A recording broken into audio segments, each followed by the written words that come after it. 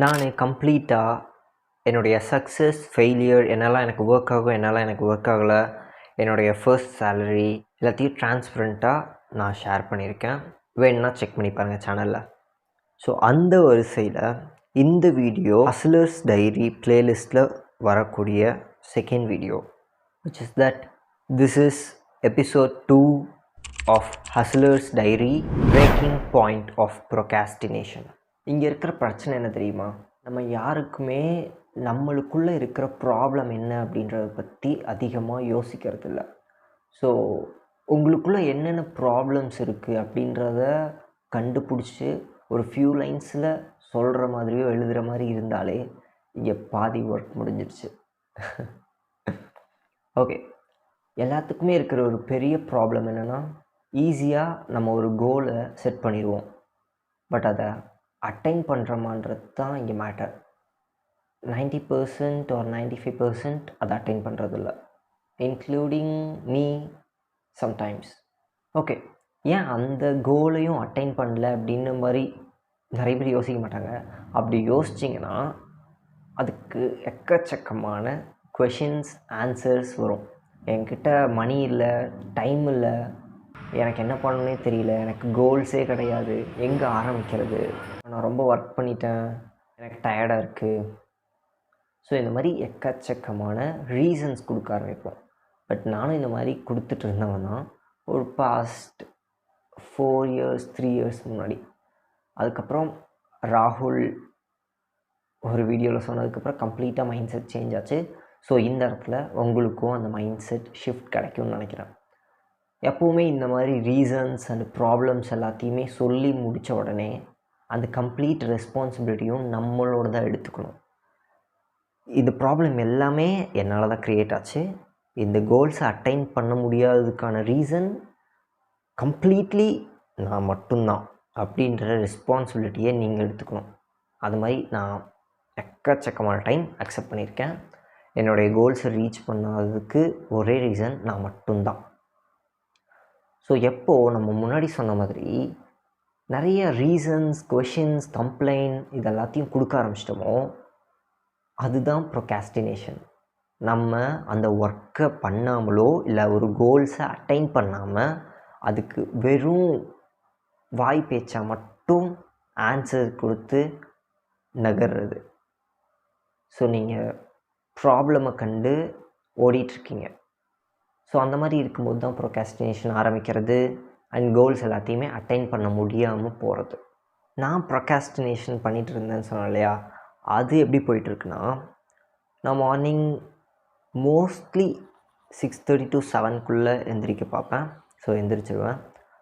And எந்திரிச்சிட்டு அந்த ஒரு 1 hour எனக்கு எப்படி போகுன்னே தெரியாது. ஏதாவது மெசேஜ், கால்ஸ் வந்துருக்கான்ட்டு ஃபோன் எடுத்து செக் பண்ணுவேன்.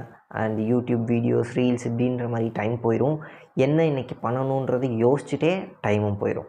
ஸோ அதுக்கப்புறமா ஒரு 9 o'clock வந்துட்டு நான் வீட்டிலேருந்து கிளம்பி ஆகணும் ஆஃபீஸ்க்கு. ஸோ ஆஃபீஸ் போயிடுவேன்.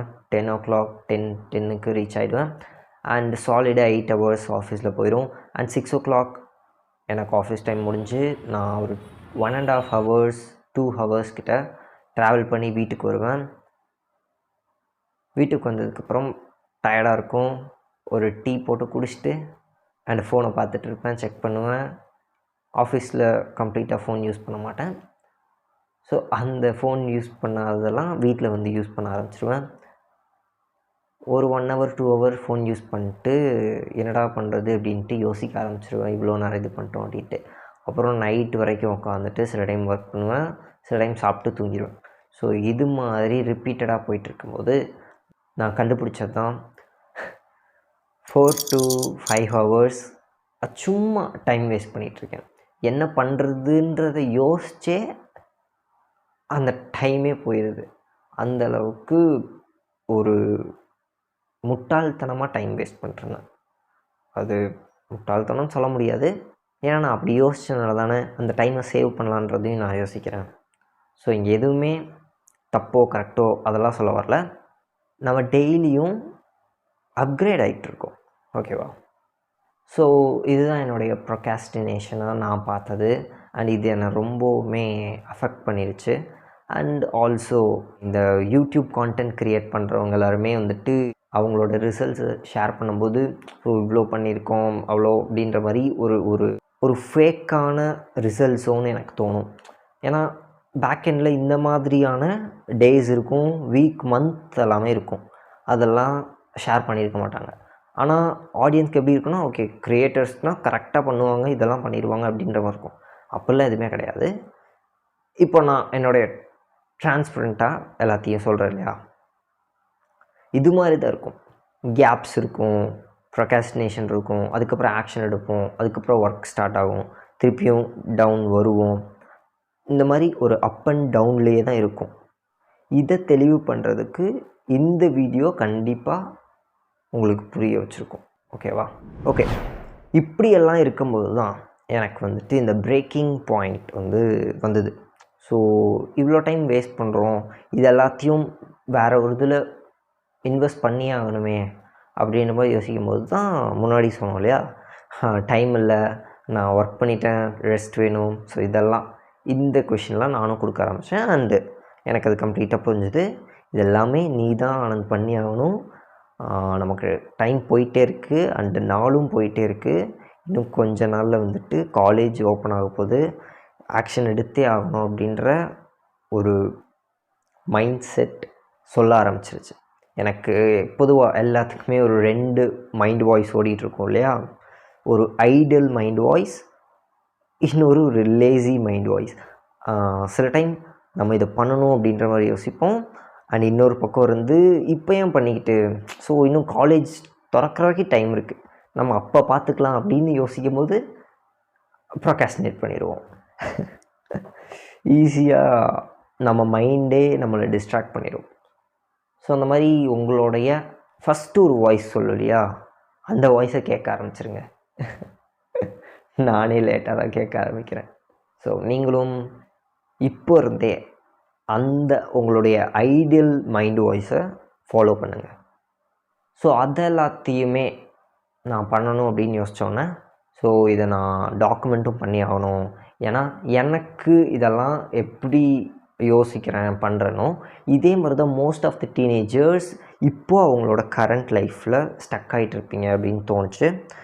ஸோ இதுக்கு முன்னாடியே நான் ஒரு மாங்க் மோட் ப்ரோட்டோகால் சேலஞ்ச் பண்ணியிருந்திருக்கேன் சப்ஸ்கிரைபர்ஸோட. ஸோ அதே ஐடியா எனக்கு திருப்பியும் தோணுச்சு. அந்த இது யோசித்து பார்க்கும்போது ரொம்ப நல்லா இருந்துச்சு. ஸோ அதையே இப்பயும் ஒரு அப்கிரேட் பண்ணி புதுசாக கொடுக்கலாம் அப்படின்ற ஐடியா இருக்குது. அதுக்கான கம்ப்ளீட் ப்ராக்டிக்கல் சொல்யூஷன் எப்படி ப்ரொகாஸ்டினேஷனை ஓவர் கம் பண்ணுறதுன்றத நான் அந்த மாங்க் மோட் ப்ரோட்டோகாலில் சொல்கிறேன். 2025 மாங்க் மோட் பீரியட். ஸோ அதை பற்றி டீட்டெயிலாக எக்ஸ்பிளைன் பண்ணுறதுக்கு முன்னாடி சில விஷயங்களை கிளியர் பண்ணணும். நான் எப்படி யோசிப்பேன்னா, புக் படித்தா நம்மளுடைய லைஃப் எதுவும் பெருசாக சேஞ்ச் ஆக போகிறது கிடையாது. நம்ம ஒரு பாட்காஸ்ட் பார்க்குறோன்னா அதனால பெருசாக சேஞ்ச் ஆக போகிறது கிடையாது லைஃப். அண்ட் அதே மாதிரி தான் இந்த 7 days ஆர் எவ்வளோ நான் டைம் பீரியட் சொல்கிறேனோ அந்த டைமில் நீங்கள் என் கூட சேர்ந்து இந்த மாங்க் மோட்லாம் பண்ணும்போது உங்களுடைய லைஃப் கம்ப்ளீட்டாக சேஞ்ச் ஆயிடும் அப்படின்லாம் நான் சொல்லலை. நீங்கள் லேக்ஸில் ஏர்ன் பண்ண ஆரம்பிச்சிடுவீங்க, உங்கள் பேஷனை ஃபைண்ட் பண்ணிடுவீங்க. ஸோ இந்த மணி, பேஷன், சக்ஸஸ் இந்த மாதிரி டாபிக்ஸ் எல்லாத்தையுமே மறந்துடுங்க. ஓகேவா? ஃபர்ஸ்ட் அது எல்லாத்தையும் நம்ம அட்டைன் பண்ணணுன்னா என்ன ப்ராப்ளம் இருக்குது நம்மள்கிட்ட, அதை எப்படி சால்வ் பண்ணலாம், எது நம்மளை ஸ்டாப் பண்ணுது, அது எல்லாத்தையும் கண்டுபிடிச்சி அந்த ப்ராப்ளம்ஸ் எல்லாத்தையும் ஃபிக்ஸ் பண்ணுறதுக்கான மைண்ட் செட் முதல்ல கிடைக்கணும். ஸோ அந்த மைண்ட் செட்டை கொண்டு வரது தான் இந்த monk mode protocol challenge. So இந்த விஷயம் கிளியரா எல்லாத்துக்குமே? ஓகேவா?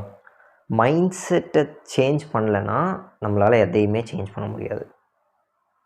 அதை நான் முன்னாடி இருந்தே சொல்லியிருக்கேன்.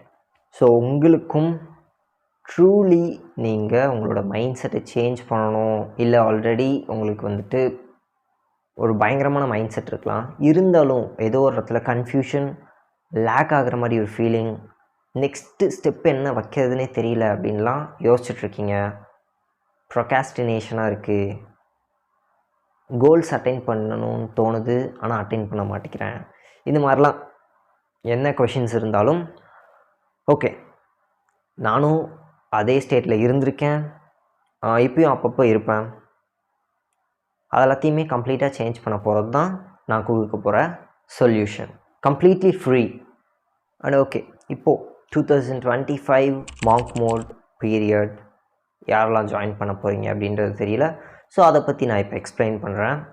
மாங்க் மோட் அப்படின்னா என்னென்னா, ஒரு சர்டைன் பீரியட் நம்மளையே செல்ஃப் டிசிப்ளினாக ஒரு விஷயத்தை ஃபோக்கஸ் பண்ணி ஒரு கோலை அட்டைன் பண்ணுறதுக்காக ஒர்க் பண்ணுறது தான் actually monk mode.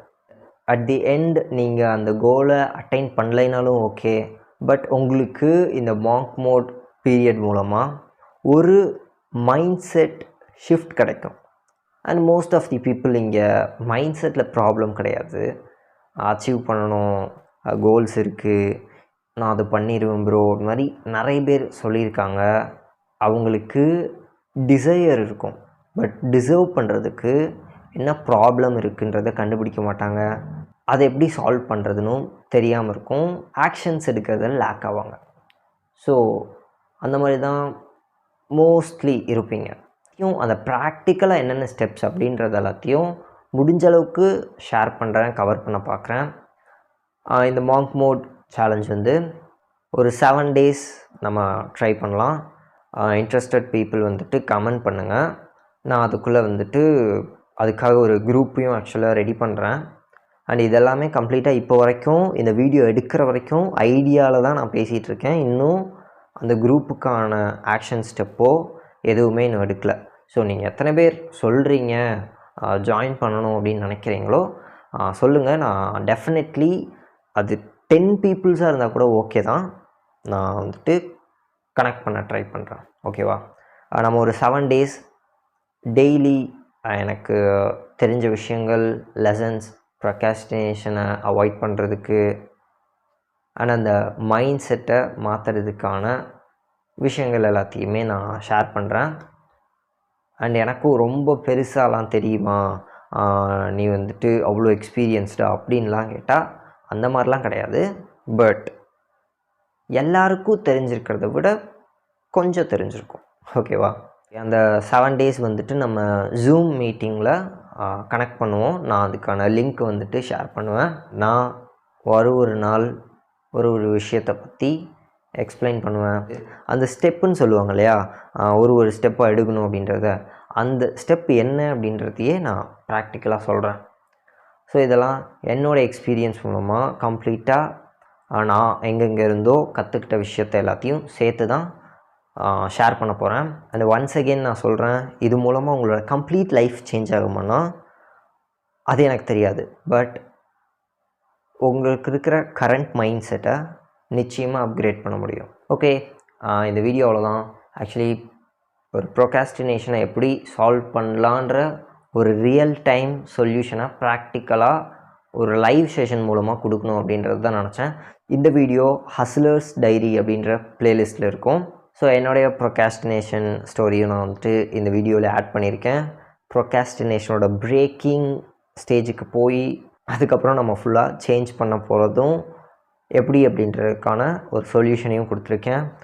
And interested person கமெண்ட்டில் பார்க்கலாம்.